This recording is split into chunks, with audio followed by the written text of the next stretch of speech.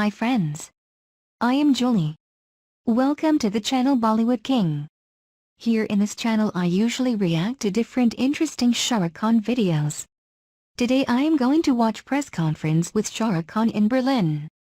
I think this was when Shanti Om released. I hope you will enjoy the video. Let's start without losing any time.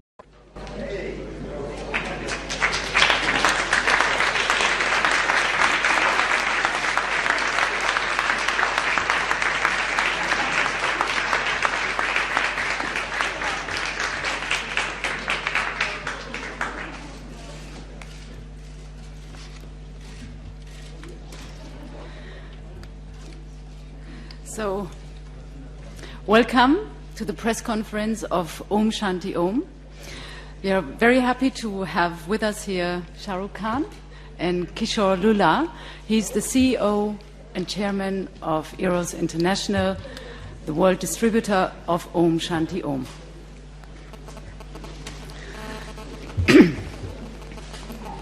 Allow me one word of introduction, because usually you would expect also Farah Khan being here, the director of the film, also the co-producer of this film. She's not here because she is about to deliver her first child today, tomorrow, day after, so she couldn't come. But we wanted to wish her all the best from this astonishing event here in Berlin. Shah Rukh and Farah have worked previously also on many films, but they've co-produced the first debut film of director Farah Khan, which was called Main Ho Na. That film was very successful on the box office, and despite it was a debut film, Farah Khan was not an unknown person to the world of Bollywood. Everyone, and especially everyone behind the scene, would have known her as the most in-demand choreographer. Choreographers in Bombay, in Bollywood, do have quite an important role to play, and there are days, especially when the song and dance scenes are produced, where maybe the choreographer is more important than the director. I'm not sure if you would agree on that, but this would lead to my first question. Your film very much is a tribute to Bollywood. We see in the first part of the film how it was in the olden days, in the 70s. Second half, it's the Bollywood of today. And my first question to you would be, do you think very, very much has changed, and how has it changed in Bollywood? First, to everyone at Berlin, thank you very much for having us over. It's really nice. Thank you very much.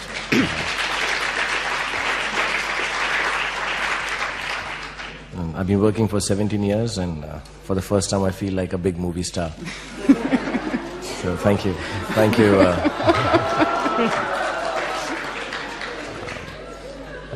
No, that's because they said you could wear anything and come. That's like really starry, so you could wear a jacket and come. Oh my God. He looks so charming here. Actually, I was born in 65 and grown up watching films by the age of when I was 10 years old. So there's a deep impression on my mind and Farah's, who incidentally is not having one baby, she's having 3 babies. So that's more of a reason she could not be here. But you know, we were always impressed by the kind of colors. So whenever I've traveled in the West, I have noticed that there is a kind of an, you know, there is a preconceived notion what Indian cinema or Bollywood is like. You know, it's a lot of colors, it's a little loud, it is, okay, little louder than loud, okay, a little more loud. But that's the kind of people I would like. I won't make a generic statement, but I would say that's the kind of people Indians are. We do express ourselves a little loudly. We get angry louder, we cry louder, we laugh louder. So, you know, it sort of showcases the kind of culture, perhaps also the emotions that Indians are, the way they express it.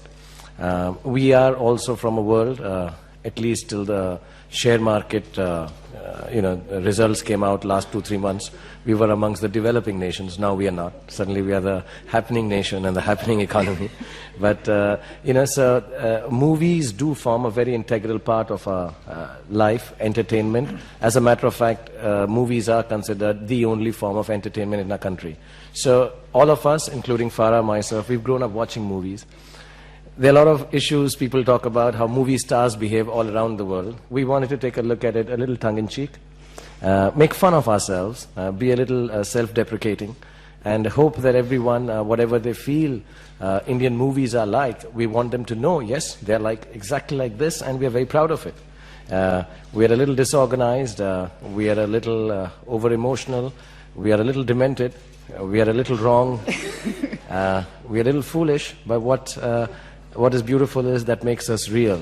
So we wanted to make an over-the-top movie, which is very theater-like, but showcase all the kind of elements in movie making in a fun way. So whether it was the 70s, which is the first part of Om Shanti Om, or the second, where the movie star is very spoiled, unlike me, who has an attitude and he likes booze, women, and goes late for shooting, and which I also do actually. So we just wanted to have fun doing it. Not much has changed. I think at the end of it all, nothing changes in movie making all around the world. We just want to tell nice stories which we feel are part of our lives. So I don't think much has changed in the 70s or the times of today. I just like to believe the heroes are better looking now. So but the whole idea of Om Shanti Om was to present to the Western world, plus back home, sort of, okay, you believe in Indian movies to be like this? Yes, they're like this, and it's happy to be like that. Thank you very much. Questions? Please wait for the microphone. It's coming. My name is Mark Karapetian, editor of the film magazine Spirit, the Smile and the Storm. First, it's nice to see you here in Berlin, Mr. Shah Rukh Khan. And you're the greatest Bollywood star, but what's about Hollywood? Have you ever planned to work in the Dream Factory? And would it be also interesting for you to work in a European film production as an actor? My English is not good. You can learn it. If they give me a role of a dumb person who doesn't speak, maybe. But with all, I'm not trying to be modest, but I think, I'm 42 years old. I'm a little brown. I don't have any special USP as an actor. I don't have any speciality as an actor. I don't know Kung Fu. I don't dance the Latin salsa. I'm not tall enough. I think anyone who's my age in the Western world, I've seen some of the films of, recent films in Europe. I've seen a lot of films of what you call the Dream Factory. I think there is no space for me. There is no place for me. Because I don't think I'm that talented. So I would like to continue doing work in India and hopefully take Indian cinema to the world. That's the ambition I have. I've been working for long, and I would like people to see Indian movies, and because I have been put in a place where I have become important in my world of cinema, I would like, through me, people in Germany or in America or in areas which are not popularly watch Indian films. Perhaps in my lifetime I can take it there. But I have and it's also not my choice. It's not like I land up in LaGuardia or I land up at the LA airport and Steven Spielberg's waiting for me there. He's not. So I don't think I'd be turning there. I just like to make some nice Indian movies, that's all. So, no, wait. He has given this answer whenever and wherever he was asked about going to Hollywood. Sorry. Please wait for the microphone. The lady behind has the microphone. That's first question, then you. First of all, welcome Shah Rukh Khan in Berlinale. My name is Kitsch Mustafa. I happen to come from the same region from you are. I'm a Pakistani. I work for Radio Deutsche Welle. I would take the advantage of this event. Let me ask a couple of questions in Hindi or Urdu, whatever you call it. Shah Rukh Khan, sorry. Can you please remain in English because we don't have a translation provided in Hindi or Urdu. Okay. And even though we it know... would be just a request if you could say just a sentence in Urdu or Hindi, Well, whatever. please, But we my can question do- is, no. you have come here, and as you mentioned, you are not a typical Hollywood type of a hero. What do you think, what is that has made you so popular in the West? In your own opinion, what part of your acting is liked so much in the West that you are so popular, and why Om Shanti Om this time to Berlinale? But because this kind of movies are very common in Bollywood. Thank you. First, these kind of movies are not common anywhere in the world. Bollywood. This is the most unique, uncommon film ever made in the history of mankind. And it has to do a little with the fact that I produced it, so I'm... I really don't know. I've wondered myself. So I always quote this all over the world. My friend is here. She'd remember. I say this everywhere. I had these ladies from Germany, and I asked them once that, you know, what is that so special that you like about the movies that I do? And they said, which I think stands for a lot of the Western world. In no which way am I deriding, but I think, you know, as you progress in the world, a lot of things become mechanized. And these ladies told me, we have a button to go up the escalators, we have a button to drive the car, we have the button to make the juice, we don't have a button to cry. So we watch your movies because you are a button to cry. So I guess, you know, it's the kind of emotional content that the movies I worked in have provided, whether it's comic relief, whether it's drama, whether it's, you know, just crying out loud. You know, I guess that sort of is attractive. Plus, I think somewhere down the line, as the generations are progressing, I would really like to say it's not because of me that people have liked the movies, and I'm not being modest. I'm not modest by nature. But honestly, I believe that as the world is progressing, there is this unification, you know, amongst the hearts and minds of people that, you know, it's cinema, it's storytelling. So what if we don't know the language? But it's a story, let's hear it. You know, when I was young, I used to read Grimm's fairy tales, which have nothing to do with my country, or Hans Andersen, you know, fairy tales, which have nothing to do with my country. And if you read Panchatantra, which is from my country, you would still find some interesting stories that you read. So I guess the world is changing. The younger people, the new generation which is coming in, they do want to, you know, sort of take on the rest of the world just for the stories they tell. So I guess that could be the reason. It's not... I would have liked to believe it's because of me, but it's, that's really not true. Okay. Please. Can we have the microphone over here? Yeah.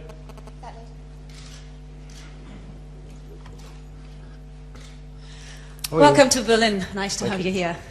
I would like to turn that question around. Can you introduce yourself? My name is Monica Jones, also happens to be Deutsche Welle, but this time DWTV, so there's a slight difference there. Okay.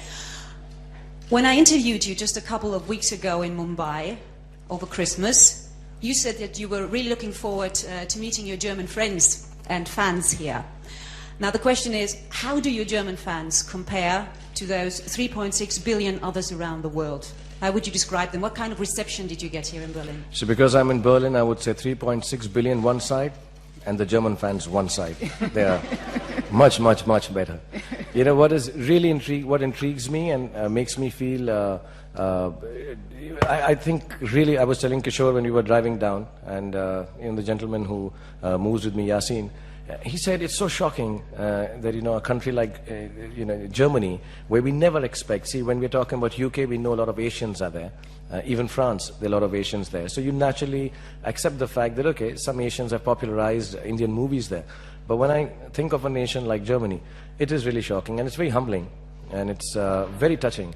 Because I was at the airport, and I tried to talk back to some of the ladies who had come there, and, you know, tell them that, you know, are you coming to watch the movie, or are you coming for the red carpet? And they wouldn't understand what I'm saying, you know, and they just kept looking at me, and I was like, you know, they don't understand what I'm saying, but they like me, which is... So I realized maybe they like me because they don't understand what I say. Goodness. I don't know why I felt so happy and emotional hearing this. This says so much things. Loving Shah Rukh Khan is something beyond everything. It is so touching. But it was really wonderful. It's very, very, very humbling, you know, to come here and meet people. I'd also like to add that, you know, on Movies, like I said, in India are really looked up to, and you know, you're given a demigod kind of status in India. And on weekends, I have a lot of people standing outside my house to see me. And you know, I do meet at least 20, 30 people from Germany. And just to let everyone know, I invite them specially into the house and take pictures with them. Because I'm very touched by this. I'm immensely. I still don't believe it. I was just telling inside when we were chatting, they said that in 18 minutes or 20 minutes, all the tickets were sold out. I said, maybe everybody got the name of the film wrong. But it's really touching. It's very, very humbling when I see people from Germany liking the movies that I do. Okay. Over there. So, my name is Nazmunnesa. And you have a microphone finally. Yeah, finally. And I write for newspaper in Bangladesh, India, and also in New York, some widely circulated Bengali newspaper. I wanted to ask you, do you think through your movie you can bring India close to Europe or Europe close to India? Is it a sign of a globalization? Or because last year in the festival, some girls were asking me, who are your fan, how old are you? I said, he's more than 40. And they don't believe it. He says, no, don't tell me that. Any girl you meet who's 18, tell them I'm 24.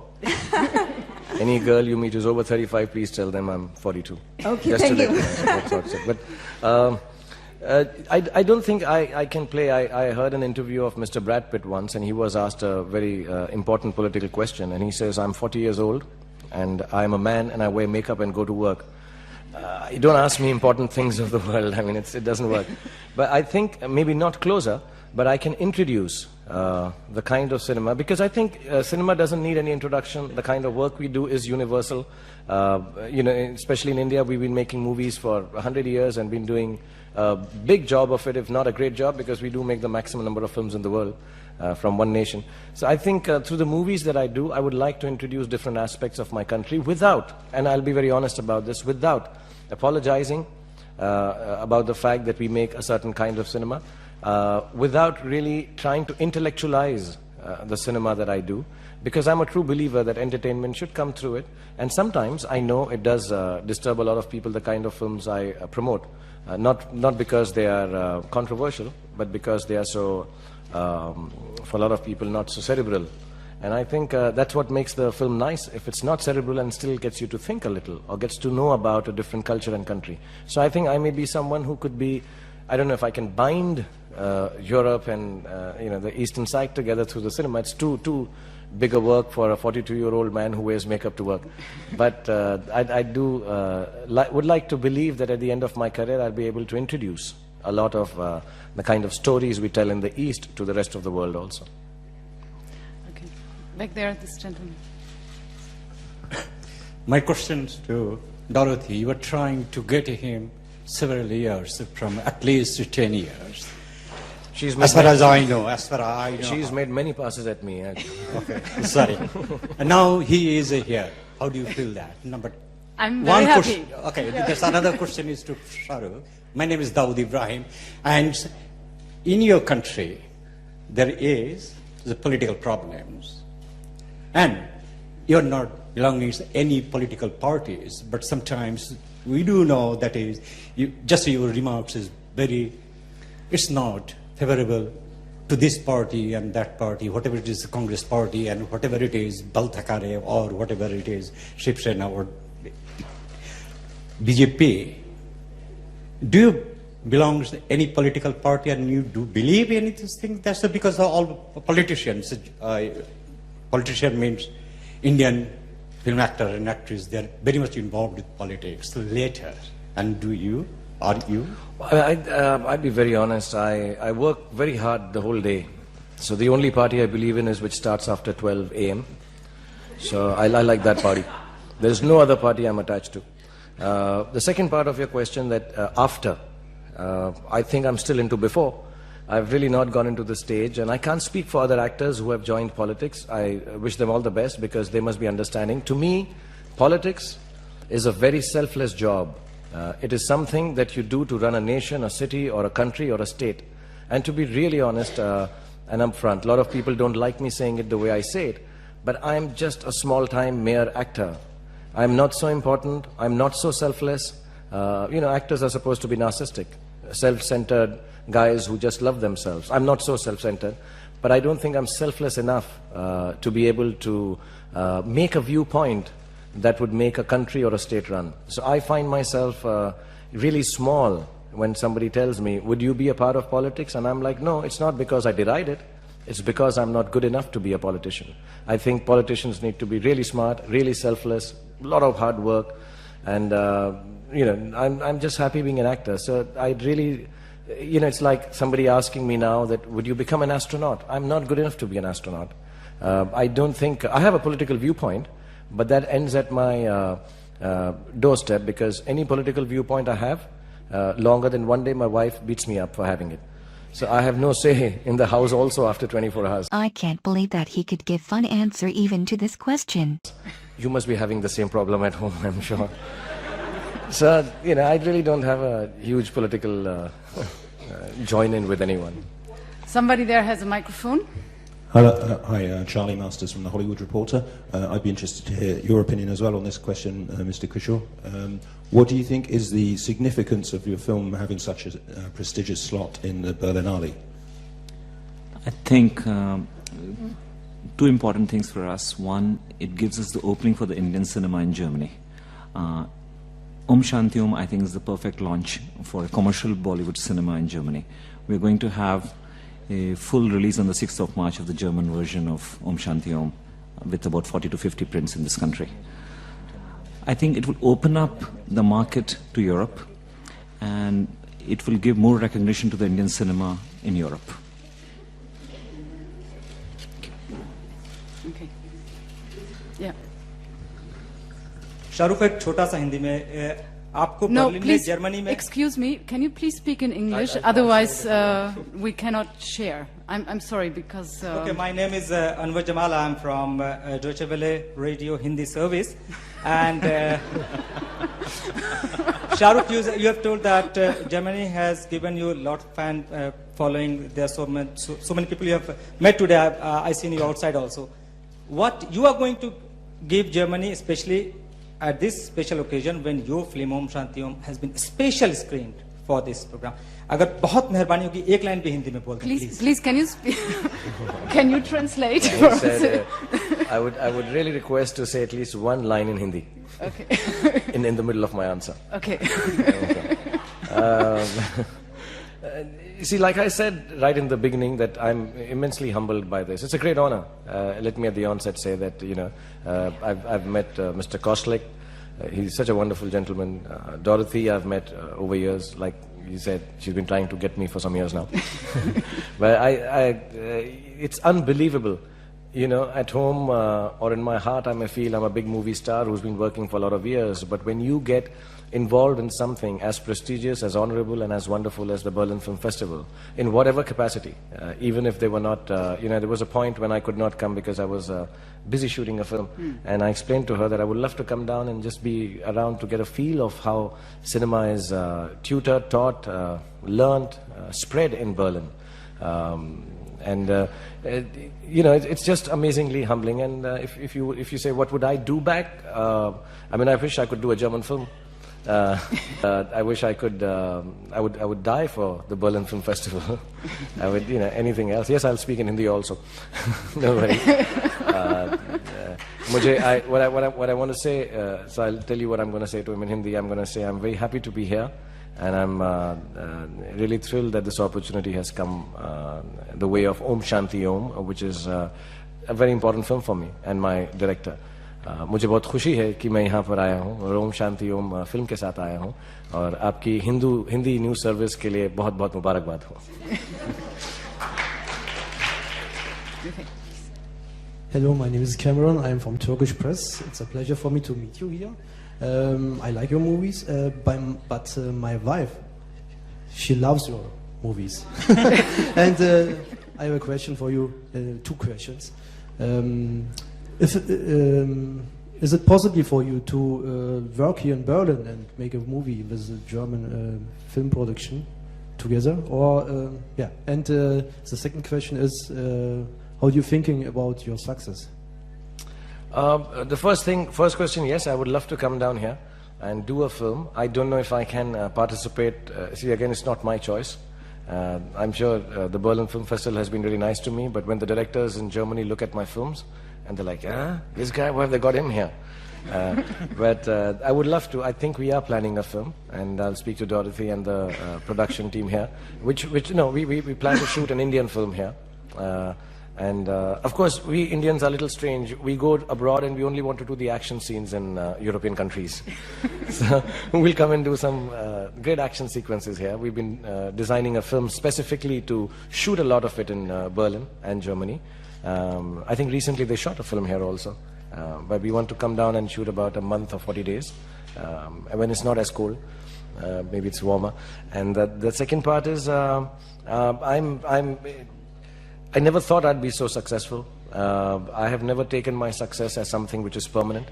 To me, success is, and I've always maintained that, it's something that has happened to me by chance. About 5-6 years ago, when I was younger and a little more silly, I really believed that it's because of me and my talent and my hard work. And then I saw people around me who are more talented, work much harder, and perhaps are absolutely in a better position to have the success that I've been given. So I truly thank God for it. I hope I can have the success till as long as my children grow up, so they don't get embarrassed about the movies that I do. And I can keep on making them happy. So I want to dedicate the rest of my years in making children happy, actually. Not only mine, others also. And truly, I've never thought of, I was again in Kishore, and I'm like, driving in a big car, in a big plane, and, we go to some of the most beautiful, exotic places of the world. I'm invited, and everyone treats me with a lot of love and care. At immigration, they're nice to me. They don't frisk me. So I'm completely shocked that why am I successful. So because of that, I become humbler every year, and I hope I can do stuff for the kids. Also because I think kids are future investment. When they grow up, they'll watch my films and I'll be a star for a longer time. So I don't know, I don't think of myself as successful. I think it's given to me by some other reason, and I just will hold it carefully for that reason. Okay, the lady here. Hi Shahrukh, I'm Mala from the Norwegian newspaper Aftenposten. As you might know, you have a lot of fans in Norway. Your age came up, and I was wondering, I'm going to pop the body question, because in India lately and in Bollywood films, there's been a lot of focus on muscles and fitness. And in Om Shanti Om, while watching it, I thought, oh my God, they got to him too. So, any views on that? No, they keep on telling me that I'm getting older. So I thought I got to them too. I thought I got to the younger guys and showed them. I used to tell everyone when I was, a lot of people used to turn around and look at me and say, you do films. I've done a lot of romantic films where I'm really nice to ladies who don't go for my body, go for my mind. But they would say, you don't have muscles. And then my son grew older, and one day he said, you look very weak. You look flabby, Papa. And I was a little disappointed, because I've been a sportsman, I've been a soccer player, and I think I'm quite fit. And so I said, this is no good. And I used to tell all these guys who would tell me, why don't you have a stronger body? And I said, I don't get roles like that. I've never been given a role of a cop or a superhero in underpants, nothing. So I'm like, I don't need to have a body. And then I used to tell these guys, see, I'll make a body. Who's going to teach you how to act? So I said, okay, let me just give it a shot. My son likes it, and I gave it a shot. It took me about 3-4 months of, giving up a lot of good things in life. But it looked nice. Now I'm used to it, so I'm trying to maintain it. I want to have a better body than my son. So that's the only reason, yeah. Okay. Hi Shahrukh, nice to meet you here, and welcome to Germany. I'm not from the Deutsche Welle, I'm from Frankfurter Allgemeine Zeitung. My name is Fatma Sagir, and I would like to ask just 1 or 2 questions. First of all, in Germany, the impression or the image of Hindi films is mostly associated with being very kitschy. And could you tell something about this image? And the other point is, do you think European filmmakers could learn or can learn, or what can they learn from Hindi cinema? Yes, I mean, yeah, the cinema is a little kitschy. I mean, there's no denying that. But depends on the kind of films you're watching. There are some unkitschy films also, which are more, I won't say they're more serious, but they deal with subjects which are more realistic. Like I said, the reason for it being like this is we have a very big country in terms of landmass and even bigger in terms of the different cultures. He looks so nice from this angle. I couldn't stop myself from commenting. And languages that are spoken in the country. And as I also explained right in the beginning, there is no other mode of entertainment. We don't have great skiing, bowling alleys, multiplexes have just come in. We don't have a huge amount of entertaining venues open to people. Either it is too expensive or people just cannot have access to it for reasons of geography. So, movies form a very, very integral part. So when I make a movie, I don't make it just for me, or I don't make it for a niche audience who understands or wants cinema of a certain kind, which is issue-based. I have to cater to the 80-year-old grandmom at home. I have to cater to some people who are completely illiterate, unfortunately, in my country still. And I have to cater to the richest man in the world from India. So it has to be in that one supposedly 90-minute film. I quickly make it 3 hours first so that everyone gets catered to. But in that one film, I'm able to reach out to everyone. So everyone has some value for money. So, you do tend to do a lot of things in our films, which as an actor also or as a producer, I'm like, look, this is too kitschy. We should not get into this. We got to make it a little more real, tone it down. But then you say, no, it's for everyone. So it becomes... there are people in my country who forego a meal to go and watch a film, which is still unfortunate and very, very sad thing to say, but it happens. So when people are going to do that, my films have to be for the masses, so there is a certain parameter that I need to follow. I do. There are a lot of other people who make niche and great cinema, wonderful cinema. The second part, can I say anything to the European or the German filmmakers? I would just say, I think as cinema has gone ahead in technology, the cinema is or on the brink of getting eaten up by technology. I love Spider-Man, I love Superman, I love Batman, I love all the space age films, but sometimes I find nothing else beyond the special effect in a film. And I think it's very easy to suddenly start saying, okay, this will be handled by green screening. I think one needs to start looking inwards towards some special. See, stories might be the same, but new ways of narrating them. And I think because we are so raw in the East, we have just been exposed to the world cinema, maybe our stories would be interesting to take on and, use the technology that is in the Western world and have a mix like that. But I can't give advice how to make better films. I think the Europeans make the most wonderful films in the world. Okay, I think we have time for one last question. The gentleman over there, please. Standing? Standing? Well, he was, I think he was before you, the one sitting next to you. Sorry. Yeah, I'm from the French news agency. I wanted to follow up on some of the questions you've been asked already about Om Shanti Om looks back to the 70s and the Hindi cinema. Then what's changed with the current cinema is the production values are obviously much better.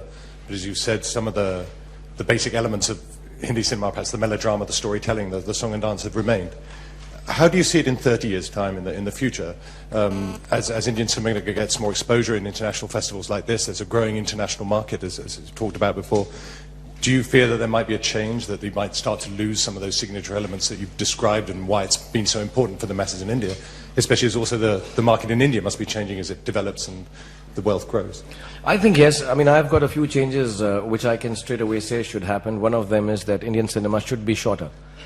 We make too long, I mean, our films are too long and, you need to have an interval. I find that a bit distracting, to be really honest, because, when you want people to come back, unless a film desires it, like a Titanic, which is a big, huge film, but every film cannot be 3 hours long.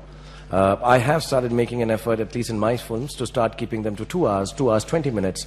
And I think the next few films I'll try and make them shorter. That is one change I think Indian cinema needs to make without any egos or, worries, oh, my story is 3 hours long. Take it or leave it. No. I think if we are looking and catering to the Western world now, they're used to a uniform, and we need to honor that and respect that. I mean, a black tie should mean a black tie. So we would honor that. That is one aspect. The second part that you asked is, yes, as the exposure is increasing, there will be changes, but I doubt that we will leave the era of musicals very fast, if that is one of the questions. I mean, I think we'd convert the French to Moulin Rouge. instead of stopping singing songs ourselves. And it forms an integral part of our being. It's completely something, it's kung fu for us. You know, it's like that. We believe in singing and dancing because we have festivals like that in our country, and every month people are singing and dancing on the roads. So that's an integral part. I think the musical element will remain. Maybe it will get put in with more reason and become more reasonable itself. Like in Swades, I don't know if you've seen a film like that. You guys call it Swades. It's Swades, which means own country. You know, where the music comes in the background more often, or there is a festival or a function going on where somebody sings in a mic. The third change that would happen is technology will come in. India will offer a huge market to the Western films. I think that is the biggest change. You know, you'll be surprised to know that ours is the only nation where Western films don't do well. Yeah, they just don't do well. So we've tried to dub them, we've tried to change them, but there is this huge attachment to the kind of cinema that India makes. So I think that is going to change, and we will sort of want everyone to be educated in our country to accept the Western cinema also, Hollywood cinema also. I think these few changes will make the films shorter, a little logically musical, and I guess we'll still wear the bell bottoms. We like them. So this is up to me now to say thank you very, very much, Shah Rukh Khan, Kishore Lula. Thank you all for being here, and enjoy the rest of the day. Thank you. Thank you. Thank you very much.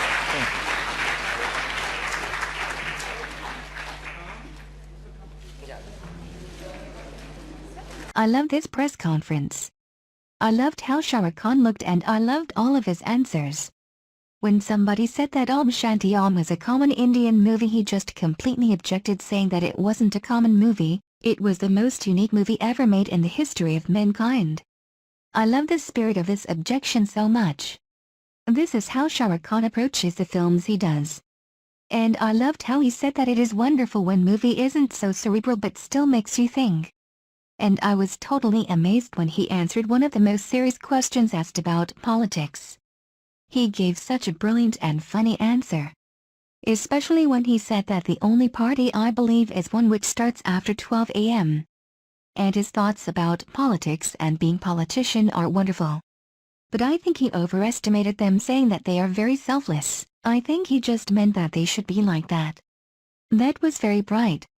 I loved how he said that he wanted to devote rest of his life to make children happy because they were investments for the future. Every time I hear that Shah Rukh Khan made six-pack because his son considered him weak or fat, I just admire him more. And one of the best moments was when Shah Rukh Khan explained why he was making larger-than-life movies. His thoughts make me love and respect him more and more every time. Thank you for watching, guys. I hope you enjoyed the video. Please, don't forget to like, share and subscribe. See you.